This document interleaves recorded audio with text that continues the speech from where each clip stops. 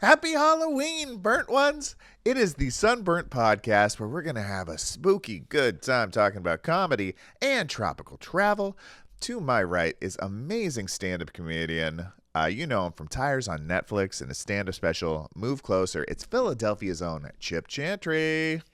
And over here on the last house on the left is the Emmy award-winning writer, producer, and owner of his own haunted mansion, Mr. Thomas O'Brien. We're doing a couple of additions, Chip. It's just a haunted house now, but we're going to get there. I had a haunted apartment for a while. Yeah. You know, it's when you're renting, it's also scary because that landlord is looking for the check every month. So two specters. I'll tell you this. You want to get an LLC and you want to go the haunted route because you can get a ghost loan. Is that okay? That's the way it is. And as you know, you pay those in bones. You do.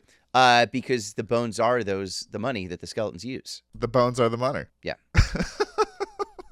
That's what I want to know is, I mean, you don't see too many haunted apartments. You don't see too many haunted rental units. Yeah. It's always owner-occupied ghosts. Oh, I really do wonder, though, is it like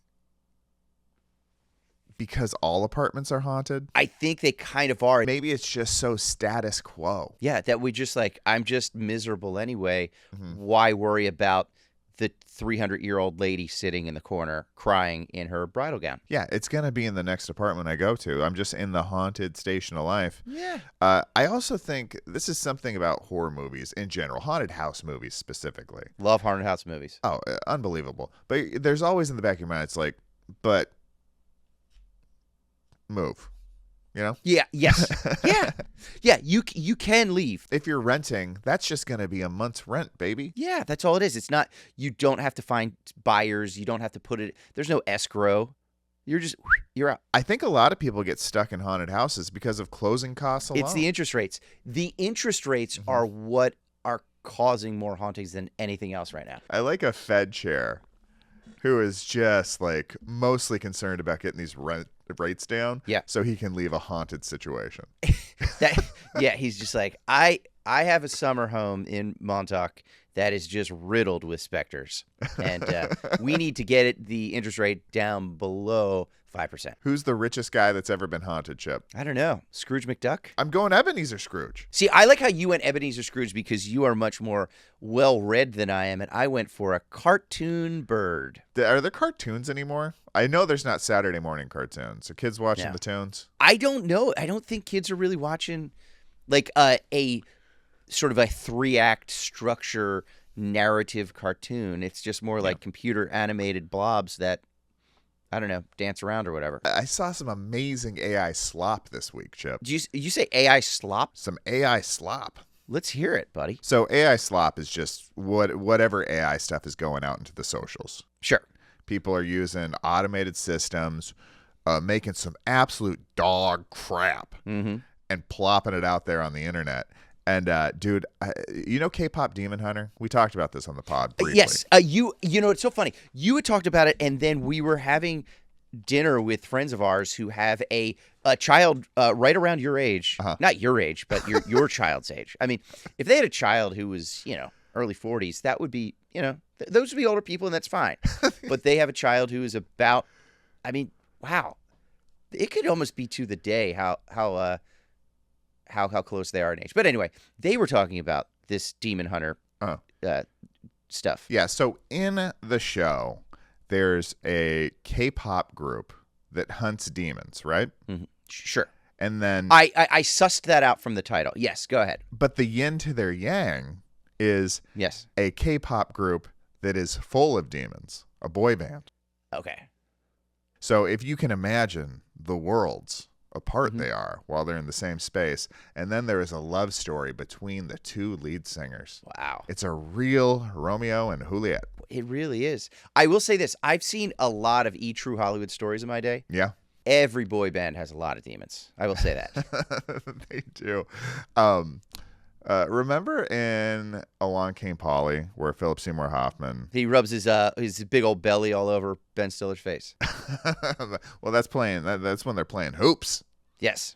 But Philip Seymour Hoffman has hired a crew to follow him around. Yes. And he is going to sell his own True Hollywood story. Uh-huh.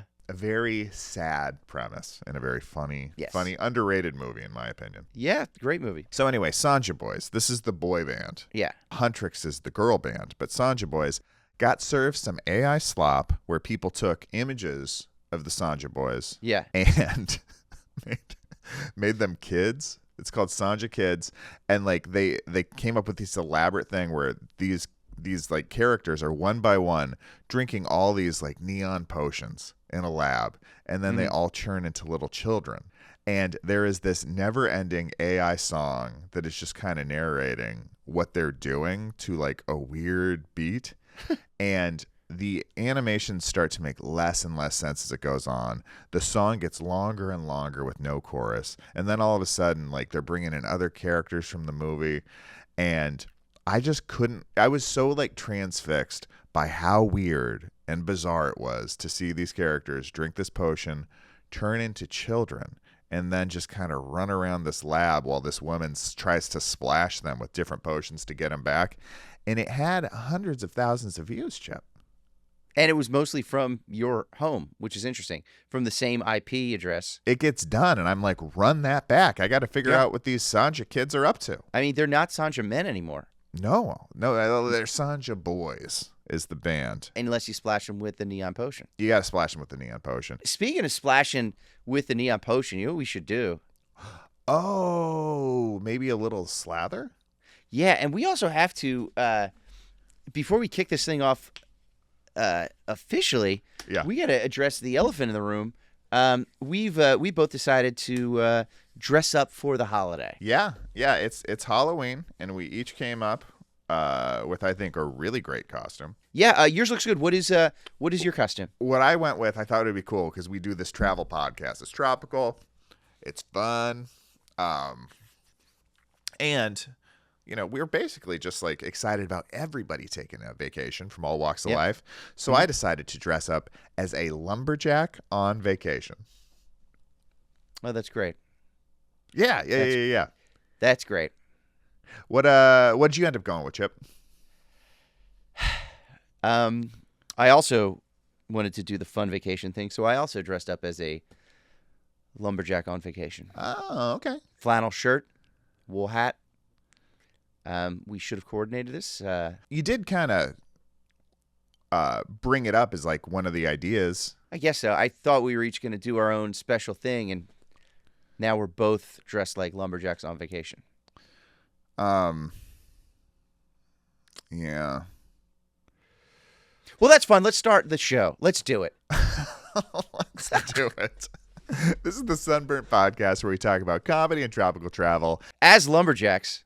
As lumberjacks on vacation. You can tell by the shirts on the shirts. Shirts on shirts, baby. If comedy and tropical travel in your mind should go together like a Reese's peanut butter cup with the chocolate and the peanut butter, then stay tuned. Front desk. Hi, this is Mr. Chantry in room 308. I'd like to make a complaint. Oh, I'm so sorry to hear that. What's the problem, Mr. Chantry? Well, I was getting a lot of nasty looks from your staff and other guests at the clothing optional indoor pool just now. There's no clothing optional pool. Oh, okay. Well, what time does the clothing optional breakfast buffet open? Oh, boy. Chip! Tommy. Dude, it is episode 37 of the Sunburnt Podcast. Do you know what I have to say about that? What do you have to say about that? Timber! Because I'm a lumberjack on vacation. Oh, we are just clearing fields here. We really are. And we are clearing the way also to Chip Chantry's Thanksgiving in Paradise, which I cannot even believe. I'm so effing excited, dude. 27 days, my man. Crazy. Until Chip Chantry's Thanksgiving in Paradise. 2 shows, comedy shows in Waikiki, on the beach in Honolulu, the day before Thanksgiving, November 26th. Tickets on sale at thebluenotehawaii.com. And you can also find those same tickets at SunburntPodcast.com. Do not go on Google and type in the tickets. You will find an incredible amount of resellers selling them for hundreds, if not thousands of dollars, Chip. I saw a 4-figure ticket, and there's still some available at the box office. So just go do it. If you're going to be in Waikiki November 26th on Wednesday, come hang. Come to the show. This is all we've been dreaming about all year, It was our goal this year. We were going to do a big show for Chip in Waikiki the week of Thanksgiving. We're making it happen. We put feet to the pavement. We're putting, feet to an airplane pretty soon. And we can't even tell you the other body parts we're putting to things. To say that we've given it all to make this happen is almost an understatement. Yes. But I'm so excited about it. I can't imagine a better situation. Waikiki all day. As nighttime approaches, steps from the sand, you go to the Outrigger Hotel, walk up, or just ride an escalator. You have to walk upstairs, ride an escalator up, and you will see the Blue Note Hawaii right in front of you. I'm so excited. I'm shaking. I'm so excited. You and the wife are commenting, like, dude, is it starting to get real for you as a couple? Are you both feeling the Hawaii pull? It really is that gravity is pulling us. For a while it's this. Chip, could you wait a second? Timber. There it is. All right, continue. There it is. Yes, that's what we're feeling. It's sometimes a tree falls in the forest and you don't hear it, but we are hearing those trees fall now. Yeah. It's one of those things where it's like this abstract thing where it's like, okay, I think we're going to Hawaii, and then like I got the tickets, and it's like, okay, it's real, but it's still far away. I don't know, it's really good. And now we're really like diving in, like looking online, watching videos, like reading about all these places, and just we're like, man, this is so. These next couple of weeks, like I got a lot of work to do these next couple of weeks, but it's going to be fun work because it's leading up to this. To this crazy vacation. And I'm so excited. It ties in, too, for me, Hawaii and Halloween go hand in hand. Because the first time I went, I want to say it must have been November 1st. Okay. Because I went All Saints Day. All Saints Day. I went to a Halloween party the night before. Okay. And I've talked about it many times. I was working on 2 television shows at the same time for different companies, which is almost unheard of. Yeah. I had worked 30 days straight. I had worked many a night shift and a day shift for different productions. Crazy. And I also had been like trying to eat right. Yeah. So like you're on program. I was no play and all work, and no even like cheaty foodies. And the first, like, I literally wrapped the second show the night of this Halloween party.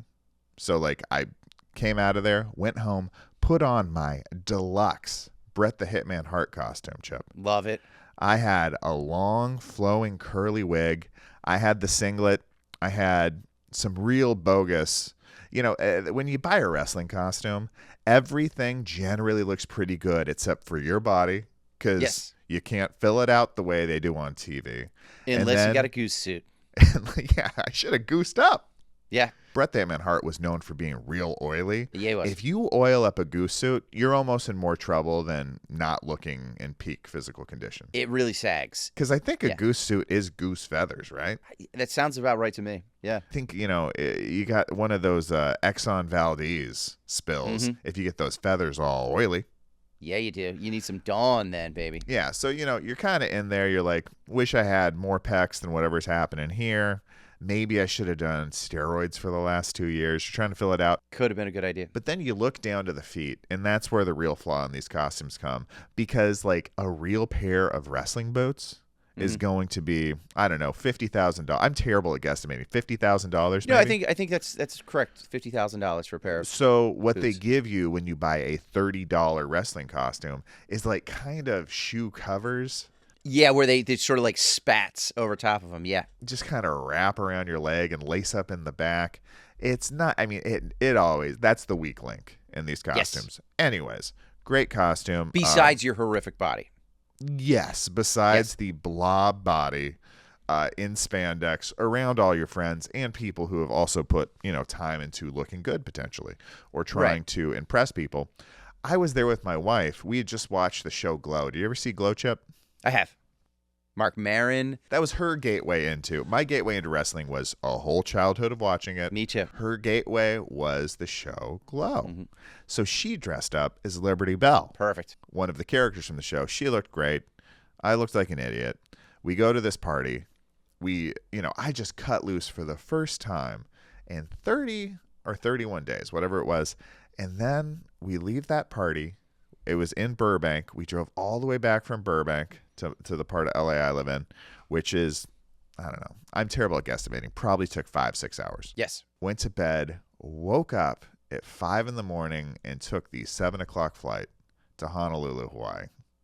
And that's where, I mean, like, I had been so overworked, so stressed, and then I just got to go to this place where there was no work, there was no stress, and it was just almost, it felt like a fictional place to be. I just picture you just sitting in that chair, like in your seat on the plane. Yep. Big thing of orange juice, big smile on your face, full Bret the Hitman Hart outfit. Yeah, I didn't change. You didn't change, right? Yeah. So you just rode that plane as Bret the Hitman Hart all the way across the Pacific Ocean. Smile ear to ear. When I think of Hawaii, that's what I'm going to think of from now on. You should, but I will tell you, buddy, and not to oversell it, but what I found there was so much more than I could have ever imagined when I was on that flight over there the first time. Yeah. In terms of, it's not just Hawaii. Hawaii's great. Hawaii's an amazing place. This can happen anywhere. But, like, I just didn't know what it was like to truly relax and be on vacation. You got to take the full lumberjack outfit off is what you're saying. Yeah. You take both shirts off. Yeah. Both costumes. Reveal your true self. Splash around in the water. Mm-hmm. Have we lost everybody? I hope so. I hope it's just the two of us right now. If you are that third person, there is one person watching and listening right now. Yeah, if you're still watching. We're talking directly to you, bud. Listen, bud. We're talking to you. You should drop everything. Yeah. It's just the three of us right here. It's just me, Thomas. It's just, you're just watching. You're sitting alone watching a video of two grown men dressed as lumberjacks on vacation. On vacation. Come to Hawaii with us this November. We're ready to go. Hey, Chip, can you hold on for a second? Yes. Timber! There it is. All right, there we go. There it is. By the way, you know what? I was thinking about the downfall of your Halloween costume, which was a big WWF fan back in the day. I still call it WWF because I was a fan before they changed it. Before they changed it to the E. Yes, exactly. But, a lot of times we go with these aspirational Halloween costumes of a superhero or a professional wrestler where they are these jacked, gorgeous specimen of human beings, right? And then we put our dumpy selves in the costume. Mm-hmm. Let's make a new trend. Yeah. Go for really dumpy looking people. And then you look like a more, like a cooler version of that. Yeah, like I could be a can recycler on vacation. Right. Or like, what if I just got like a walker, right? And I'm just walking with a walker and they're like, who are you? I'm like, I'm Harvey Weinstein. And you're like, oh, you look great. You look great for Harvey Weinstein. You're actually behaving really nicely for Harvey Weinstein. You're behaving very nicely. You don't have a devious smile, and you're looking slim. You're looking young and hip. I'm a young, hip Harvey Weinstein. Yeah, and that's when the deals start rolling in, Chip. Is this how we hack Hollywood? I think all we need is we just need two walkers and a little pizzazz is all we need, and we're gonna run this town. And by this town, I mean Omaha, Nebraska. Shout out Omaha. Shout out Great American Comedy Festival. Yeah. Is it true that you are considering professionally changing your name to Chippy Weinstein? Yeah, I was thinking about it, and I think there might be a little overlap there. I will say, I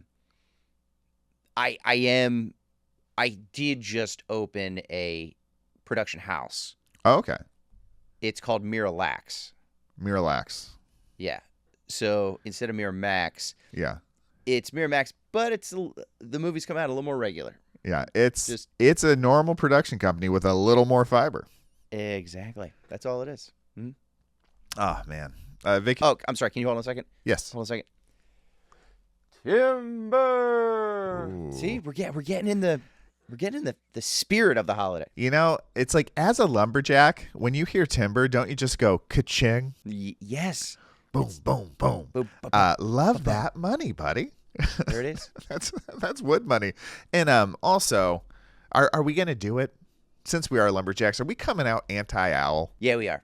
Yeah, we're done. We're done with the owls. Do you want to turn your head all the way around? No, somewhere else. You want to eat field mice Ugh. and then leave little pellets around with their bones? You stay up all night while we're trying to get some sleep because we got to work. But go to work. And by work, I mean cut down your habitat. Yeah, we don't need any of your crap, owls. I can relate to owls in the sense that I do stay up late at night and ask a lot of nebulous questions. You know what I mean? Yeah. Whoo. I bite into a lot of Tootsie Root Pops. Oh. And I will say, unlike an owl, I definitely am known for littering in the forest. I do a lot of littering when I'm out there. This has just opened the floodgates. And there's one person listening to that right now. He's still watching. I think I can see him. He's still watching. If you're still watching, leave a comment. Let us know. I out here watching. Like, hey, I am the one. I am that one guy. Yeah. That is watching right now. Yeah. We'd love to hear from you. We'd also like to hear what you're going to be for Halloween. Yeah, we want to know what you're going to be for Halloween. What's your favorite candy? Ooh, what's your favorite candy, Chip? That's a great one. I'll never turn down a Kit Kat. Like when we're talking about like Halloween candy. Who would? Yeah, a Kit Kat's always decent. How about you? Let's be honest. I like all of them. Yeah. Oh, so as do I. I like all of them. Maybe not some of the fruity stuff. Like I'll take a Skittles. I'll take a Starburst. But what I do not mess like a Red Vines in the context of actual Halloween candy going on. I'm like, get them out of here. And this is the difference, and I think it's the mighty Mississippi that divides us. But I would say same thing about Twizzlers. Oh yeah. I do enjoy a good Twizzler, but not in those little packs that you get at Halloween. No, but my favorite, my go-to at really all times of the year, best candy of all time, probably Reese's Peanut Butter Cup. You can't. It's tough to argue Reese's Peanut Butter Cups. Do you have salt and straws? Do you have salt and straws in the ice cream chain? Are you making words up right now, Thomas? No, Salt and Straw is a ice cream chain. It's based out of Portland, Oregon, I believe. Okay. And they are known for having unique seasonal flavors. Every month they bring out 4 or 5 new ones. Sometimes there's some can't miss baddies. A lot of time there's, in my opinion, some real acquired tastes, let's say. Sure. Not for me. But when it comes to October, they have this flavor called the Great Candy Copia that is like, I think it's like 8 different homemade versions of popular Halloween candy. Okay. And they just mix it. It's got so many fixins. Yeah, fixins. I had no idea that we're gonna have so many fixins. Fixins. It's got, and they're basically just taking every Halloween candy and mushing it together and pushing it together in a vanilla ice cream base. It is so good, dude. I mean, it sounds delicious. It is so good. I even saw Neil Brennan talked about it one time. Seems to be crazy obsessed with fitness and his weight and all this stuff. And you can only get it in October. And he has his assistant go and get enough Candy Copia for the whole year in October. And he posted a picture on Instagram with it one time. It was the first time I ever felt like I could relate to anything with that guy because he has achieved a much higher level of comedy and success in the television field. You lost me with assistant. So yeah, it's hard to relate to, but now I can relate to him. Yeah. Can you imagine having an assistant? Like, I don't even know what I would do with. I feel like my assistant would just sit and stare at me all day, and I'd be like, I don't know, go grab me go get a stapler. I don't know. I don't know what I would have them do. Yeah, like hopefully if you have one, you got enough stuff to keep them busy. Yeah. Yeah. If you are that one viewer right now and you want to be my assistant, just put your resume in the comments. Yeah, it's tough times out there because I think, it used to be normal. Everybody in Hollywood had assistants, and I just think that time, except for the highest of the highest, has passed. And that's kind of how you get your foot in the door, dude. Maybe that's the new thing. Like in the 80s, every sitcom had like a middle class family had a live-in maid or butler. That's true. Mr. Belvedere, Charles in Charge, who's the boss, right? And they just, and so it's like these people can't afford this, but then they just have it. I think it's time to have a sitcom of just a regular family. Okay, listen. Okay. Regular family, husband and wife, son, daughter, dog. And each one of the 5 of them, including the dog, has an assistant.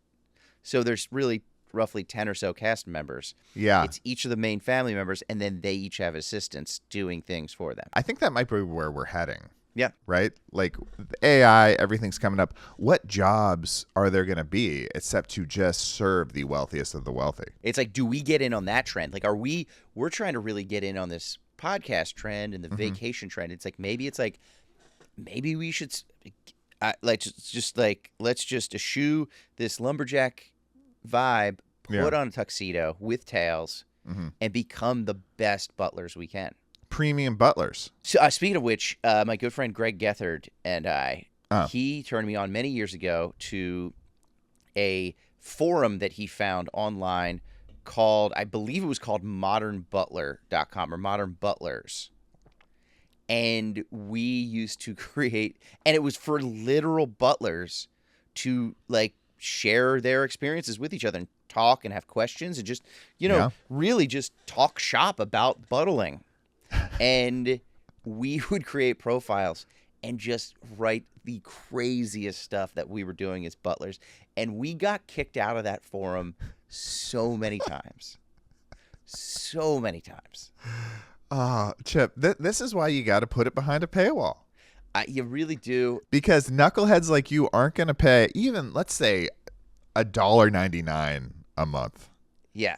You get a couple $1.99 a month memberships revoked. Yeah. Chip Chantry's calling it quits. Exactly. I know of Greg. I don't know Greg, but I have to imagine he's calling it quits too if it starts to cost money. The paywall is the answer. Butlers, if you're trying to have an internet community and you want to keep the knuckleheads out, pay wall. It doesn't have to be a lot. Speaking of a lot, we have a lot to take care of, Thomas. We have a lot to take care of. I realized we didn't do a rundown at the top of the episode.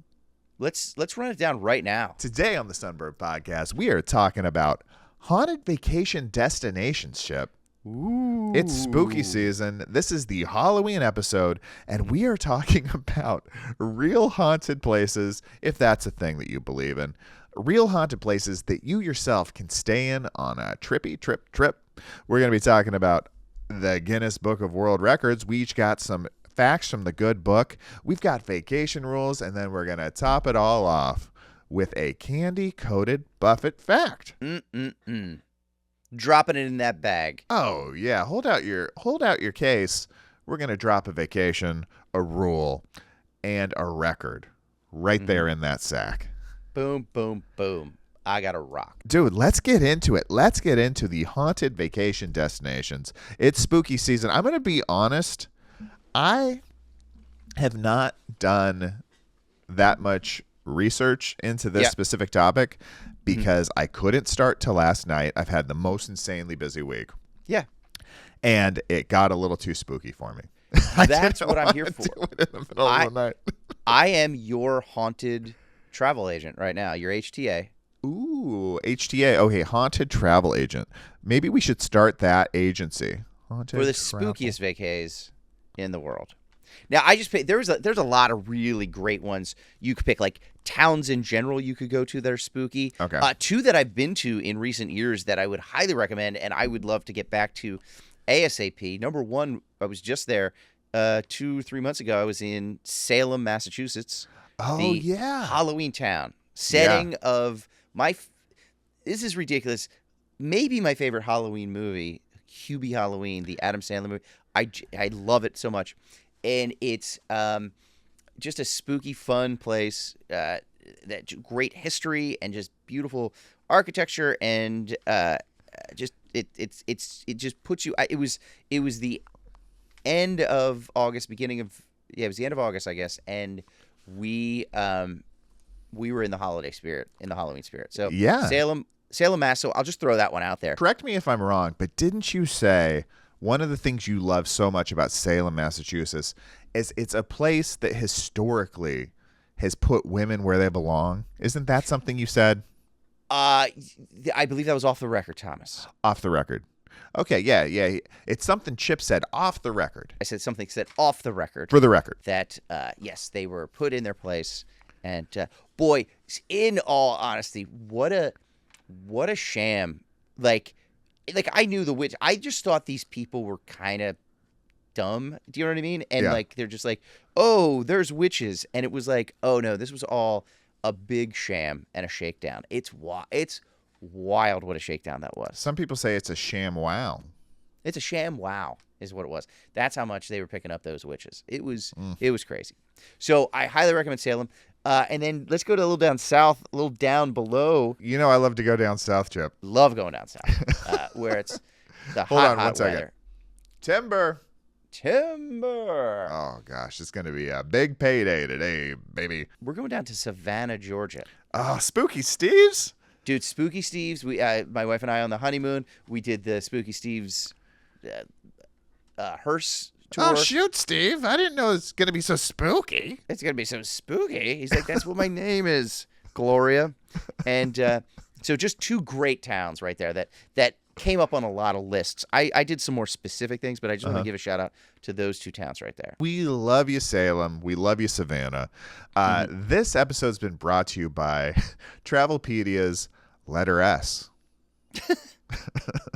It really is. Man, if you want to go to Stockton, California. If you want to go to Springfield, where the Simpsons live. Do you want to go to Canada? Up to Saskatchewan? Saskatchewan. Okay, Thomas. Yep. I found a couple of locations, houses or rental spaces that you can actually rent that are either haunted, allegedly, or come from a very famous haunting movie. Okay? Okay. So let's start with this one. If you wanted to take, I know you've been talking about you bringing the missus out, having a nice vacation, taking the missus out. You're like, where do we want to go this year? I know we talk about tropical travel a lot on this vacation, but let's say you wanted to make a vacation just southeast of Pittsburgh, Pennsylvania. Okay. I know you've been talking about it. Yeah. I want to see where Carnegie put the sludge. Yes, exactly. You can also, as you're doing that, instead of staying in one of their many 5-star hotels, you could rent out Buffalo Bill's house from Silence of the Lambs. Really? Buffalo Bill. That's where they shot it. It's his house with the well in the basement. The well in the basement. The little his little shop where he made his little outfits. his little outfits. Yeah, he was quite the little tailor. So you can check that out. There's apparently an interactive well film set. There's his interactive workshop, and you can visit it, and I believe you can also stay there. Imagine hanging out in Buffalo Bill's house, Silence of the Lambs style. You're little Jodie Foster without your night vision goggles, and you're just. I would assume. I don't know this for a fact. I didn't see it on the website. Yeah. But I would assume that you could, for a little extra money, go down into the basement. Yeah. Have them turn off all the lights. Yeah. And you don't have any assistance, but you are just wildly brandishing a service revolver. I think they would let you do that for where you just hear, breathing and you're just in the dark, scared, just waving a revolver around. I think they would allow that. Yeah, you're going to have to pay a little extra. It's an add-on. Yeah. But Chip, I also think this shines a light on just what a good person you are. Yeah. Because in your fantasy, you're at Buffalo Bill's house and you're little Jodie Foster. Right. See, I think a lot of people, including myself, is like, oh, I'm going to Bill's house. I'm Bill. Yeah. I'm going to do a couple of dances. I'm wearing just a robe. Yeah. And I'm going to show the world that in just a minute. Yeah. And I'm going to experiment with some lotions. Oh, and that's actually one of the things you get if you stay there, or you can purchase, or I think they give to you, are little bottles of their own lotion. Oh, really? How great is that? Does it have a fun name? I think it's just like Buffalo Bill's lotion or something like that. Buffalo Bill's lotion. Maybe we could spitball that and send it over. Maybe we can Don Draper some Buffalo Bill lotion. Confinement. Power. Ooh. Oh, that's good. That's really good. Or just maybe we should call it Precious. Because I think that was the name of his little his poodle, I think. It's called Precious. See? But it's really about domination. You were just Don Drapering it perfectly, Thomas. Donnie D, baby. Yeah, that guy, like we've talked about it a lot of times, but just how far handsome goes in any context. Are we talking about Buffalo Bill or are we talking about Don Draper? I'm talking about both. Okay. I think they were both magnetic figures that could bend people out of their own will. You know? Yeah. They had some powers. Buffalo Bill was more of a smash and grab type of he was. guy. But Donnie D, he could get physical if he needed to, but it was all up here, baby. It was all suave. It was all just suave, just a looker. What a delicious drink of water. Speaking of lookers, do you want to hear this next location you can go to? All right, let's hear it. So Buffalo Bills, that's right outside of Pittsburgh. Keep it coming, dude. I like Buffalo Bills because it's not haunted per se. Right. It's the film set. It's the film set of a creepy dude who was just kind of, I'm going to say a bad actor. Not the performance. No, that but performance. Buffalo Bill himself, acting not inappropriately. a good guy. No, we wouldn't call him one of the good ones. No. Speaking of one of the good ones, let's go down south now. I love it down south. Yeah. I believe it's Bastrop, Texas. I don't know if I'm saying that right. About 30 miles outside of Austin. Okay. Do you want to take a guess what this location might be, Thomas? Well, I hope it is one of the locations Toby Hooper used. It is the gas station from the Texas Chainsaw Massacre, from the original Texas Chainsaw Massacre, the last stop, the last chance gas station. And you can go there. The gas station apparently still operational. Apparently they still serve great barbecue and sausages. Really? Like, go for it. Like, apparently they are delicious. I'm not eating a ground meat there. That's just something I don't think I'm going to be doing. That's the day you become vegan. We'll take it. And then there are also, they apparently have these 4 cabins like out back that you can actually rent and stay the night at. Okay. Texas Chainsaw Massacre is my favorite horror movie. Yeah. I don't consider Jaws is my favorite movie. I don't necessarily consider that a horror movie. We're going to call that something else. But when it like pure horror, yeah, Texas Chainsaw Massacre, just the isolation that first of all that house, that gas station just emits of just like you're literally in the middle of nowhere. Yeah. These people are up to no good. They're ne'er-do-wells. No goodians. Part of my language, but they're ne'er-do-wells. They're up to no good, and there's really no getting out. There's no gas. You're not getting out of town, and that's what makes it so horrific. So, so let's head down south, Thomas, to the gas station from the Texas Chainsaw Massacre. I think that's a fun one. And also, once again, it's not supernatural. It's just natural. It's just natural. It's very, very natural. Okay, I'm going to go supernatural now. Okay. I have one more movie, and then I have one other location that I want to talk about. So I've got 2 more. Let's hit it. This might be my favorite movie one. Although the gas station one's pretty good. I think someday, Thomas, you and I and a couple of friends get the gals together, get some friends together. Yep. If you want to spend $600 a night. I often do. Okay. By the way, the gas station one, apparently those cabins, they start at about $130 a night. So that's not bad for That's a deal, dude. Steal of a deal. That's a nice little deal. And I mean, what kind of things would you do in there, Chip? I would just go for little hikes. Like I would just hike around, try to find that old house, and just invite myself in, and then get murdered. You're looking for the full experience. I think just letting a chainsaw rip in the middle of the night. I think that could be fun if you've got some neighbors. Really help inspire the experience for the other people staying there. Exactly. So here's the thing. Maybe we want those neighbors all together, okay? Get a couple of us, throw in $600 a night, but you get to rent an entire house. I'm listening. It's not just any house.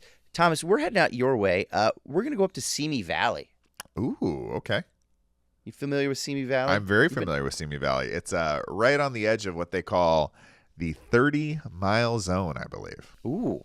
And that's just the 30 miles outside of Los Angeles? Is that 30 what it miles outside of Los Angeles. I think I could be totally wrong about this and thinking about something else, but if you are within 30 miles of Los Angeles, oftentimes you do not have to provide hotel rooms or any accommodations for certain cast and crew members. Okay, I see. But if they're coming from further out, then you'd have to get them. I got you. Well, you wouldn't have to provide any housing for this because they got their own house. This is the Poltergeist house, Thomas. Oh, my gosh, dude. I mean, come on. Just that neighborhood and the house. I mean, the house is there, which I don't understand. The house is there, even though I did see it in the movie completely evaporate. It went away. It disappeared. It got sucked into the ground.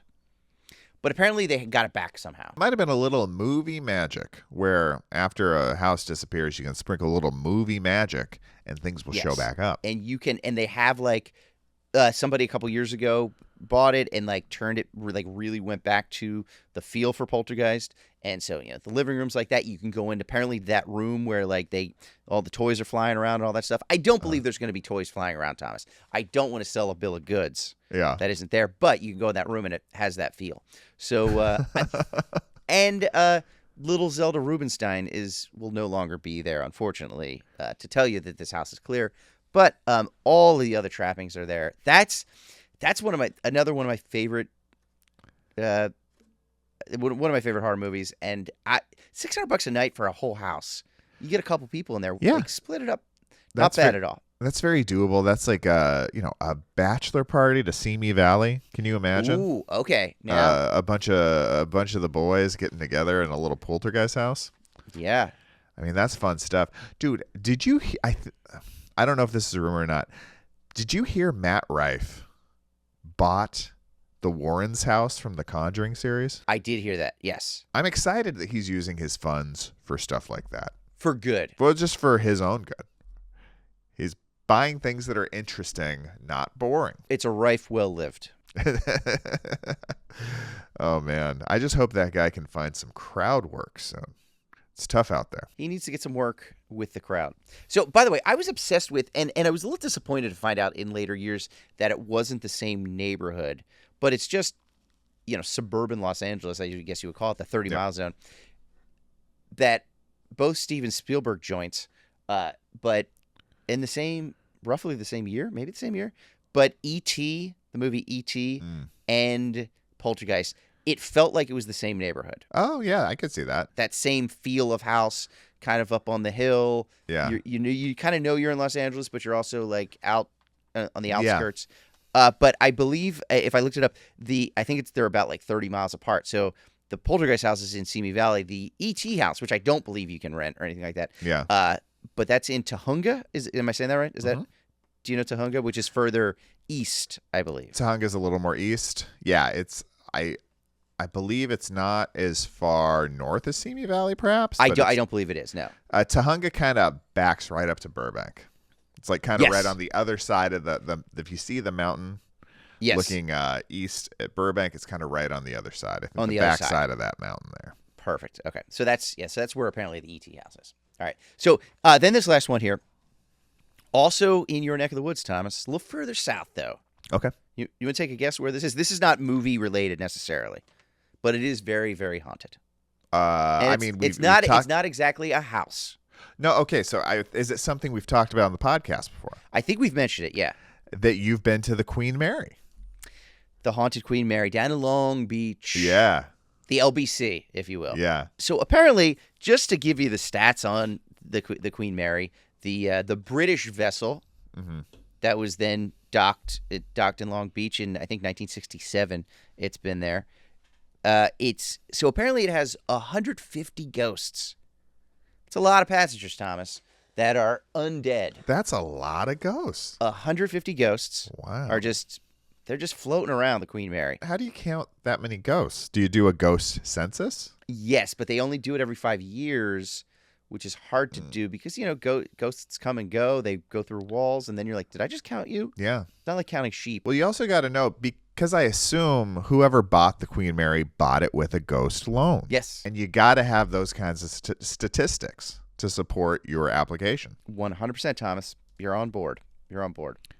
So the Queen Mary was constructed in the 1930s, like 1934, was like the big year. There was construction. There was one of the workers fell from scaffolding and was killed during the construction of it. He's apparently haunting the place. Yeah. In 1936, during the first, I think it was like the first, what do they call that? The inaugural a crew member passed away, fractured his skull on the way back. I think it was on the way back from its first trip to the States.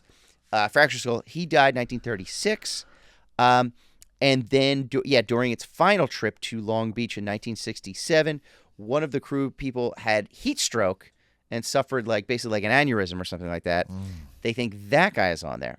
Then, if we go back, so again, built in the mid-30s, then World War II happened. It became, rather than just a luxury cruise line, it was now a troop transport ship. So it would transport, over 16,000 troops could fit on this, and they would transport it to wherever they needed to go. So the Queen. So then after the war, it took about almost a year for them to retrofit it back, to turn it back into like a luxury cruise line after the war was over. But at one point in 1942, it crashed into this other British vessel. It didn't kill anybody on board the Queen Mary, but it killed I think it was tons of this other ship's passengers that it just basically rammed through by accident. And apparently a lot of those guys have been haunting the ship that caused their demise. Then there is there's something called the Lady in White, who just walks around, and she's just wearing white, and people are like, who's this? And I've heard about her before. Not a fan. Okay. And then this is when I was 12, when I was at the Queen Mary, this is basically the only thing I remember. They took us to the first class swimming pool. It was an indoor pool. Yeah. It was in kind of the bowels of an indoor pool. And apparently they say, and I still remember this to this day, they say sometimes you can hear children's laughter, and then you will see wet footprints leading out of the pool, into the locker room or the changing room or whatever. The only problem with that is, Thomas, there's nobody there, and the pool has been drained for many, many years. Oof. But that's spooky, Chip. Very, very spooky. So the Queen Mary, I mean, you can't take it on a voyage, but you can take a voyage of fear. You certainly can. I was a stone's throw away from it the other day. Were you really? Took the little lady to the Long Beach Aquarium, and it's kind of I saw a couple of signs that were saying Queen Mary, and I was like, not today. Not today, Satan. I am too spooked. I'm too spooked. Well, dude, Chip, thanks for digging into all of those. Have you ever stayed at a hotel that was supposed to be haunted? Not to my knowledge, no. I think I stayed at one in Cooperstown, where the Baseball Hall of Fame is. I went to a wedding, and our friends, actually a couple of burnt ones. Oh, nice. Very big supporters of the podcast. Shout out, you know who you are. I'm not doxing anybody today, Chip, but they know who they are. I do have their information right here, though, and I will be reading it aloud in mere moments. Yeah, it's going to be off the record, but we're going to read it aloud. They got married at this hotel by one of the lakes out there. There's so many lakes. I forget the name of the lake. I forget the name of the hotel. So this is not a great story. The where is not abundantly clear. It's more about the why and the who. Why and the who. But no, it was they had the real nice room. They were getting married at the hotel. It's the wedding room or whatever, but very haunted. And just for staying the night there, they give you shirts that say, I slept with the spirits or something like that, because nice. This room is supposed to be legit, unexplainable things happen in there. Yeah. Yeah. So I stayed there during that. I didn't stay in that room, but it does make you think. It does make you think when there's all these rumors, people are really talking about it, something else might be going on here, and it makes T-Bone a little shaky. A little nervous. I love it. Well, I want to make you a little shakier. So those were some of the big ones that I saw when I was doing some research about that, but I've actually put together about 4 or 5 more. These are haunted movie locations where you can go to a house or a hotel or some sort of structure that filmed a movie where there is possibly some haunting that I would love to go see, just kind of for my own fruition. Yeah. I think maybe we could after our Hawaii trip, maybe we make this sort of a journey. We just take a road trip to all of these movie locations. Maybe we get the car from Vacation, From Vacation, get the Lampoon's family Vacation, truck, and just we hit rent all that. these things. Maybe we put Spooky Steve in the back. Mm-hmm. Maybe we get the whole gang going. I think this is it, and I highly recommend other people try these movies of just like spooky locations for them. Yeah. So first of all, this one's a little harder. I mean, you're gonna have to go to Europe, but it's for the 2002 movie When in Rome. Okay, I'm unfamiliar. And it's a hotel. You're not familiar? Mm-mm. Okay, so it's this one hotel. It's really haunted, and a lot of scenes played in this. But yeah, so you don't know this movie. So it's 2000 movie. It's called When in Rome. Derek Lee Nixon's in it. Leslie Devon is in it, I think. Her name is. And then Ashley Olsen and Mary-Kate Olsen are in that 2002 movie When in Rome. So, but apparently this room is like very, very haunted. Yeah. And then we go back to 1995. The 1995 movie It Takes Two has like this haunted campsite where, of course, campsites, Sleepaway Camp, Yeah. Friday the 13th, all of these, haunted camp Long movies. tradition of spooky things happen at campsite. Where apparently some things happened during the movie set. Maybe obviously where some of the cast members, like, they felt presence or whatever. But yeah, so that's the 1995 movie It Takes Two. It Takes Two sounds like a very creepy title for a movie. Right, like It Takes Two, right? It Takes like, Two. Not the creepiest cast in the world, but you have the late Kirstie Alley was in it. Steve Guttenberg of spooky fame, of 3 Men and a Baby fame, with that little ghost in the background, right? Yeah. And then it also stars Mary-Kate Olsen and Ashley Olsen. Wow. Okay.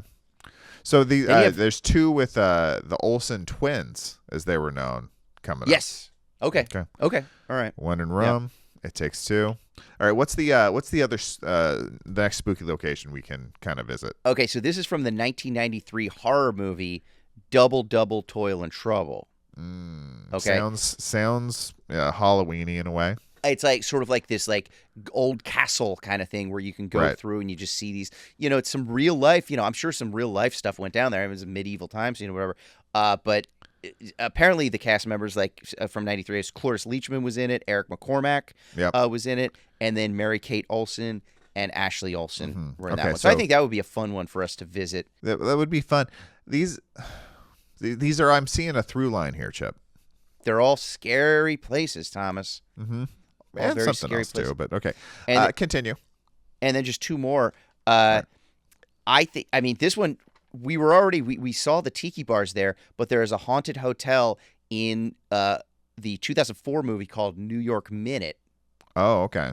So we're back to New York. There's obviously a lot of hauntings in New York. We know the history of that. Yeah, a lot of great actors in New York too. Like, who did they get to be in this one? I mean, speaking of great actors, you have Daryl Hammond of Saturday Night Live fame. He can do those impressions. He does all the impressions. You have Eugene Levy. Okay. Eugene Levy of Schitt's Creek, SET, of everything. I mean, but all real actors, real talented people. They can go funny. They can also turn it on and be scary as heck. I'm sure. I haven't seen this one. And then you also have Ashley Olsen and Mary-Kate Olsen were in 2004's New York Minute. Yeah. So another Olsen's twins joint. Yeah. I mean, are you... Okay, we got one more. I'm just trying. Well, yeah, I'm just going to keep it real quick, just real quickly. There's 1998's Billboard Dad. Okay. Which is a great one. Also starring, actually, now that I'm looking at it, now that I'm reading, I'm seeing all these together. It was also starring Mary-Kate and Ashley Olsen. We're in 1998's Billboard Dad. Apparently, there was a billboard, and it is spooky.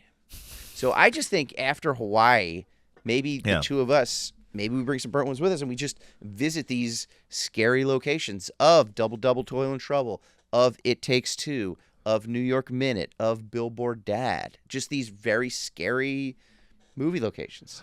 I'm trying to put it together, Chad. Like, I'm trying to do the math, figuring out you have all these locations. They're all Olsen twins movies, which, but to my knowledge, aren't all that scary. And it's interesting now that you say that, and I think you take a step back and you look at it. Now that I'm looking at it, yes, all those movies that I just mentioned are Olsen twin movies. Yeah, starring the Olsen twins. Yeah, and you do have a bit.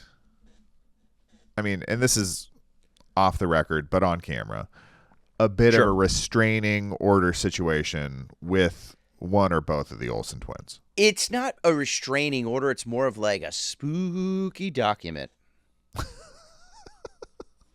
Because it's Halloween. Well, that makes sense. So we'll bring the spooky document. And we'll visit these sets that you really want to see. And I'm a movie buff. I'm a horror buff, and I love the occult. And according to that spooky document, you like a 150-foot buffer between you and the stars of all the titular stars often of all of these movies. Absolutely. Well, Chip, that's great. I can't wait to go on that spooky trip. I'm down to clown, buddy. Let's do it. I am down to clown. Wait, speaking of down to clown. Yep. Ooh, I need a big one this time. I think we should do it at the same time. If we all lean back from our microphones and just give the world a big timber.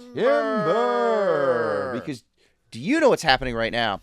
A bunch of trees just got cut down to make paper, to pulp it up, that paper, turn that paper, print it up, bind it into the greatest book of all time, the Good Book. The Good Book. It's time for the Guinness Book of World Records. It's time for the Good Book. We're jumping into it. I have a very spooky world record I want to talk to you about today, Chip. Lay it on me if I dare. Go ahead. It Also dovetails with something I did this very weekend. Whoa. But I went and found the world record for the highest grossing horror movie of all time, Chip. Whoa. I think it's recent enough that you might have some idea, but I got a couple of facts about it. The highest grossing horror movie of all time. Do you know what it is, Chip? Is it an M. Night Shyamalan movie, maybe? No. Like a six? No, okay. All right. It is 2017's rendering of Stephen King's classic novel. It's it, Chip. It is it. It is if it. I can paraphrase Faith No More's Mike Patton, what is it? It is and it. Right now there's a lot of it hysteria going on. They've got the new TV show on HBO Max, Welcome to Derry, which I watched the first episode of. Okay. Had a lot of gross fun watching Nice. that. Some very shocking moments. And I think one of the high watermarks of like if a horror property is really going hard is how quickly my wife refuses to watch any more of it. Right. She's done. She's out. Okay. And she actually lasted through most of the pilot episode. She really did. She was hanging in there. It was clear she didn't want to watch it from the get-go, but we do everything together. And she knew I probably wouldn't watch it unless we did it together. So she sat through it and then threw it out. But we're not talking about that. We're talking about the 2017 film, the first one. And Chip, let me give you a guess. The previous horror movie, the record stood for over 40 years. Really? Do you have a guess at what movie it dethroned? 40 years. Horror. Halloween? No, it was The Exorcist, 1973. It was just such a phenomenon. Yeah. And it made $441.3 million at the box office. Nice. For The Exorcist, Chip. That's when movies cost like 50 cents to make. Yeah, it was like $20 in a sandwich. Yeah. So that's a nice ROI, baby, especially if you stayed in that 30-mile zone. Yep. But, dude, 2017, it went on a walk for $701 million at the box office. That's a long movie, too. That's a lot of people sitting there for a long time. It's a lot of people sitting there for a long time. Not as many people showed up for the second portion of it because it's always broken up into two parts when they're young and then 37 years later or whatever it is when the monster returns, when they're old. And people, everybody's just more enthralled with the younger portion of it, with these kids fighting against this entity. Nobody cares about grown-ups. No. But it had an opening weekend of $123 million, which remains the biggest for a horror film, according to 2025's Good Book. And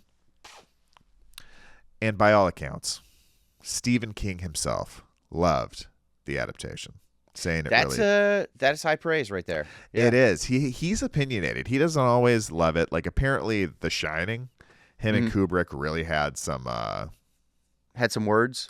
They had some words. They had some issues, and to the point where like Kubrick puts subtle little Easter eggs that were just digs at Stephen King. I believe they had an argument over what color a car should be because it was one color in the book, and Kubrick wanted it to be a different color, and they actually like had some kind of confrontation about it. Yeah. And Kubrick got his way. Final cut. He's the director. Sure. But I believe in one scene, they're driving somewhere and you see a car overturned, and that car that's overturned is the color of the car Stephen King wanted to be. Just to be a little bit of a jerk. He's just burying it in there. But Stephen King loved this one. I loved this one. I really had a good time watching this, and I was excited about the frenzy that went along with it, that everybody got excited for a really, glossy studio horror movie. Sure. And I just thought during spooky season, we love horror movies. Let's talk about the GOAT, the biggest box office of all time, It. Well done, Thomas. Well done. I'm shaken to the core, horrified. Have you seen any version of It? I have not, actually, and I need to actually sit down and watch it. Can I tell a quick It story? Please. Okay, so one of the first horror movies I ever saw was the old version of It. I don't even remember. It might have been like a made-for-TV thing. I think it was made-for-TV movie like early 90s, like 1990 or something like that. Yeah. Yeah. So we had a babysitter, me and my little brother, 2 years apart. Like, I can't even really guess at what age we were off the top of my head. But we had this converted garage. It was turned into a playroom for me and my little brother. So like we had couches out there. We had our mattresses from our little kid beds that we would like kind of throw on the floor, and we would WWF. Of course. Or we would have sleepovers out there. We had all of our toys. We had TVs. We had VCR. It was like our little haven. And when we were in there, our parents could get some rest in the real house. Of course. So we had a babysitter. My parents went out on a date or something like that. And babysitter lets us watch It, buddy. Yeah. So we are, maybe I'm 10, 8. My little brother is between 8 and 6. And we see It. And we're like sleeping afterwards. We try and go to sleep in the converted garage. It has these tile ceilings. Above those tile ceilings is pink insulation, just like insulation, like any house insulation. In the middle of the night, I hear the ceiling start to move. We've just seen it. We got so scared out of our mind. Yeah. Yeah. And here's something in the attic, something in the ceiling. It's creeping. It's creaking. Am I making it up? Hold my breath. Listen. I can hear my little brother breathing, but I can also hear something going bump in the attic, Chip. And I hear it creak. I hear it creak. It's moving. And then the ceiling tile directly above my little brother explodes. And a ball of screaming, hissing pink lands on my brother and starts making noise. And then my little brother is terrified, but also screaming in pain. Sure. Something's happening here. Yeah. And it looked like its red nose falling right on my little brother and attacking him. God. Our cat had found a way into the attic, climbed over these low grade faux garage ceiling tiles that weren't supposed to bear any weight. Yeah. Crashed through it. The weight caused it to crash through it. It got wrapped up in insulation, so this pink ball just fell, and then it landed on literally landed right on my little brother, and started peeling out and clawing, trying to get out of this insulation. It just taken a big fall. It was one of the most terrifying moments of my life. Of course it would be. It was but it was just like just after we saw it, our first horror movie, you could not like. And then a pink, what looks like a reddish nose just falls out of the ceiling, screaming and hissing, and then claws up your little brother. That's horrifying. Wild times, Chip. I love it, man. Was the cat okay? Oh, cat was totally fine. If the cat wasn't fine, I probably wouldn't even tell this story. That's true. The cat ran off. Cat it was fine. Landed on my brother. Yeah. The cat lived maybe 8-9 more years. I mean, just living the good life. Hopefully there was the no life-altering injuries sustained there. Yeah. But it was a real coincidence and also terrifying at the same time. Because, when you're a kid, you see that horror movie, you're just like, anything could be spooky. You're listening to every noise. And then, like, you hear the ceiling, and it's just, like, moving and creaking. There's not supposed to be anything up there. Yeah. Wild situation, buddy. Beautiful. Beautiful. So that's my world record. Well done. What did you dig out of the good book, Chip? I got a little nervous because I thought we were doing the same one, but we did not. Okay. I also talked about a horror movie, but instead of the highest grossing, I found the world's first horror movie. Really? Yes. Okay. You got to go back, Thomas. This is before 2017. This is before 1990. Yeah. This is before Halloween, Nightmare on Elm Street, back before Psycho, before Weekend at Bernie's, all of the horror hits. Yeah. We have to go back to the century before that. Really? Okay. Now, back in the 1800s, they figured out how to use a camera. Yeah. And by the way, these cameras were like the size of a refrigerator. So it wasn't like you're doing multiple cameras or having all these shots, because it's basically just like you just have to plop the camera down and that's where it is, right? So like people would go to the movies, or they would, I don't know, like a Nickelodeon or whatever they would go to see, and they would literally watch, like, their big hit of the night would be like a 45-second video of a train going past. Yeah. Like that. There was no, like, it was just, that's a thing, or just like people walking on the street for 45 a minute, like that. That's all it was. Not a lot of narrative there. Not a lot of narrative until your boy from France. Yeah. Georges. It's George. I'm assuming they would say it Georges. Georges Méliès. Méliès. He was this... he was a stage magician. He put on all these shows, and back then, like, you would do these magic shows, and they would like project images up to make maybe like a ghost or like to whatever. So he kind of had that idea from like a magician's point of view to like, oh, I can make some movie magic. Like one time, he actually made a mistake where he was just shooting some people on the street where there was like, like a horse-drawn carriage, it's people walking, and the film got jammed, and he got mad. So he stopped the camera, but then he started it up again like 2 minutes later. But then he watched the video, and it looked like literally like the one Stagecoach turned into a hearse because it just, the one frame stopped where it stuck. And then 2 minutes later, there was a hearse going past, and he was like, oh, wow. And it gave him an idea to be like, oh, I can like mess with the audiences here and do things that we haven't really seen before with editing or whatever, where like I can make things appear or disappear. So the world's first horror movie was 1896's. So let's go back to 1896. Wow. La Manoir, I'm going to call it, of du Diable, or, whatever you say that in French. Basically, the Devil's House or the Devil's Mansion. By the way, there's been a couple other names, like in the U.S. it's called like the Haunted Mansion. There was a couple other names. And then there was one that he did a few years later that people say, well, that was called the Haunted. Anyway, so basically it was called the Devil's Mansion. Now, again, this was a very... I know It is a long movie. Yeah. In a couple of parts. This was a long movie for its day, too. Very ambitious. At just over 3 minutes long. Oh, my gosh.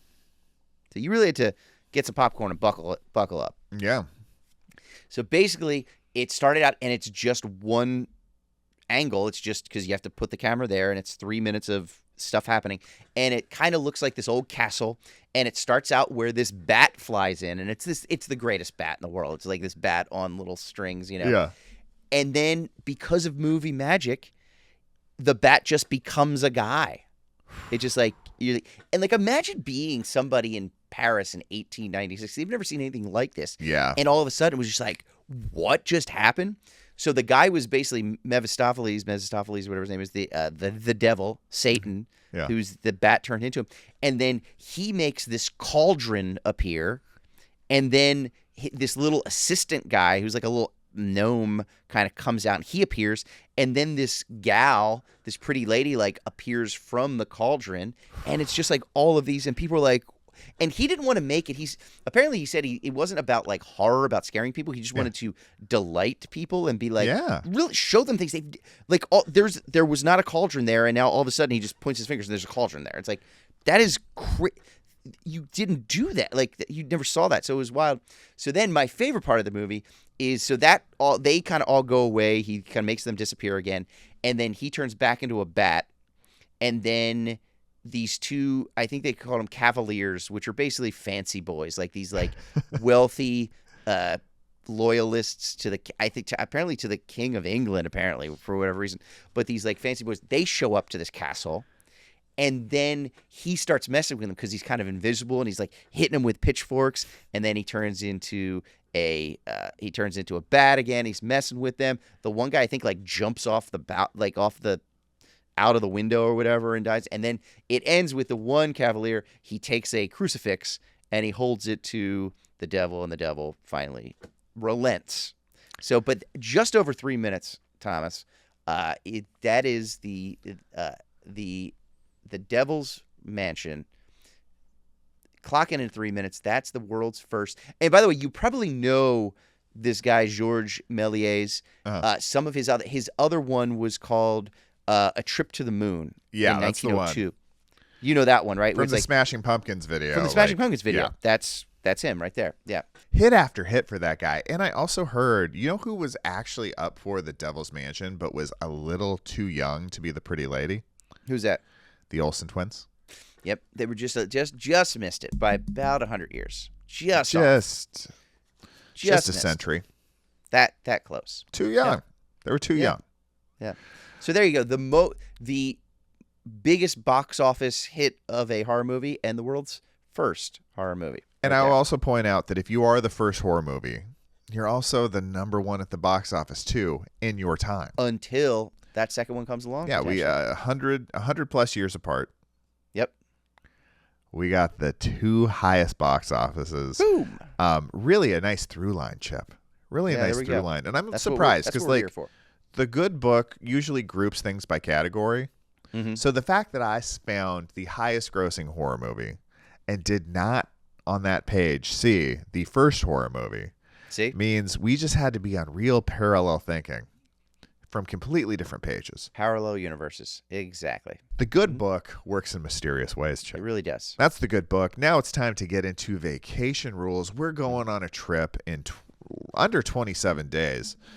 Chip Chantry's Thanksgiving in Paradise is in 27 days, but we're going earlier than that. Mm-hmm. We're going to get on the island, try and drum up some excitement, and really sink into that vacation so you can be completely relaxed when you go on stage and work your magic. But we got some vacation rules, Chip. Rules to live by when you're on vacation, when you're seeing the world, when you're not sleeping in your own bed. These are tried and true and not to be argued with. Chip, what is your vacation rule this week? All right. Vacation rule 105. Eat on your grandpop schedule. The early bird special is the way to go on vacation. Figure out where and when everyone else is eating, and then avoid it like the plague. Don't worry about the mad rush. Instead of waiting while everybody else is waiting 45 minutes for a table for dinner with their kids running around doing all that stuff, you're sitting on the beach on their beach chair enjoying it, and then because you've already eaten or you're going to eat in another hour or two when the mad rush is done, just set up a different schedule, okay? And Thomas, let me tell you, there is nothing sweeter than a lobster dinner at 3 p.m. on a Tuesday in an empty restaurant. I couldn't agree more, Chip. That's a great rule. Me having shifted into my parenting phase, dinner's now at 6 o'clock all the time.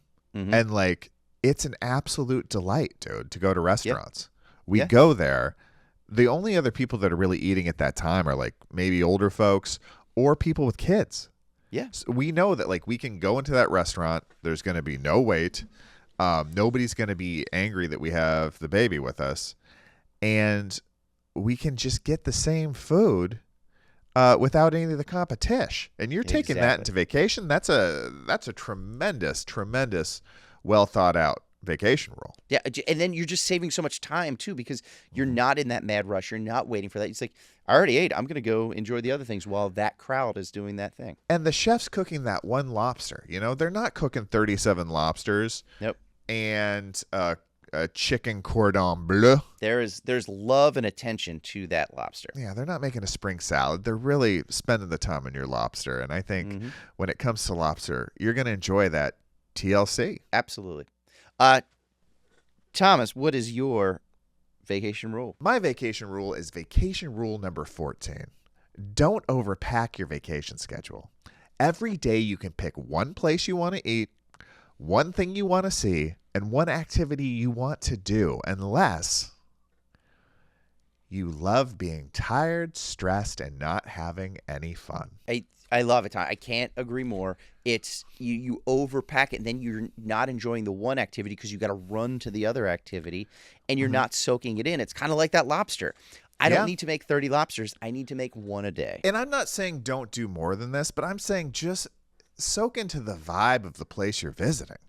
Yep. Like, walk around a neighborhood.